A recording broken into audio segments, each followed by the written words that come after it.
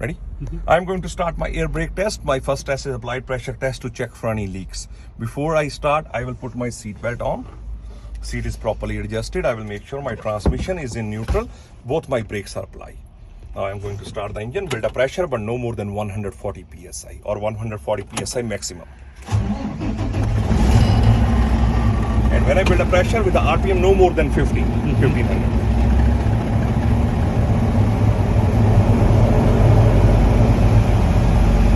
And I will follow the primary gauge. The top one is the primary, and the secondary I will follow the primary gauge.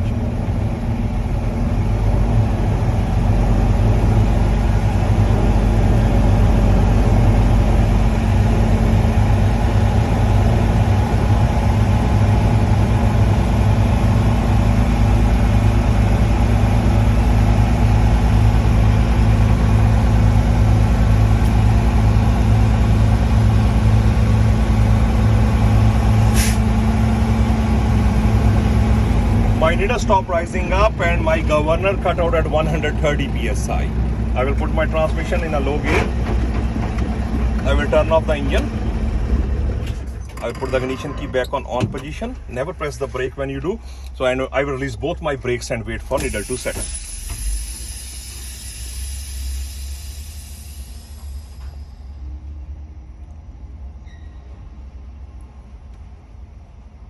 My needle has settled at 118 psi.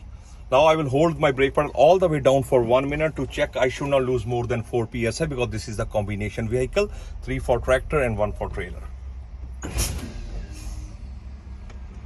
My needle resettle again at 104 psi and my 1 minute starts now.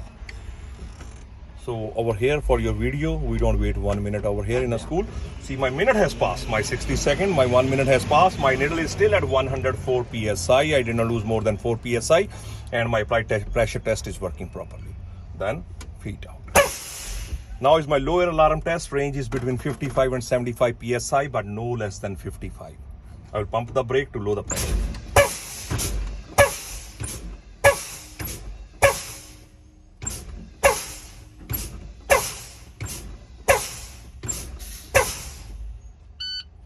My lower alarm came at 65 psi.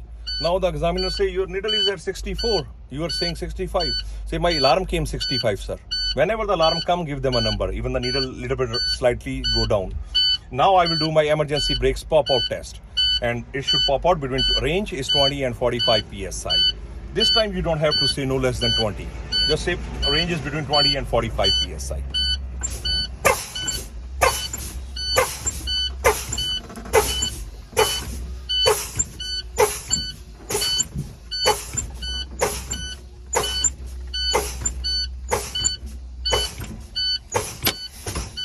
Both my emergency brakes pop out at 32 psi. My pop out test is working properly.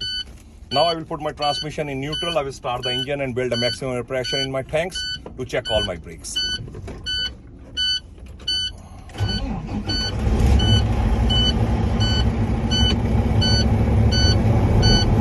And this time over there, sometime examiner say do the cabin inspection. To save this time, just do the cabin inspection this time.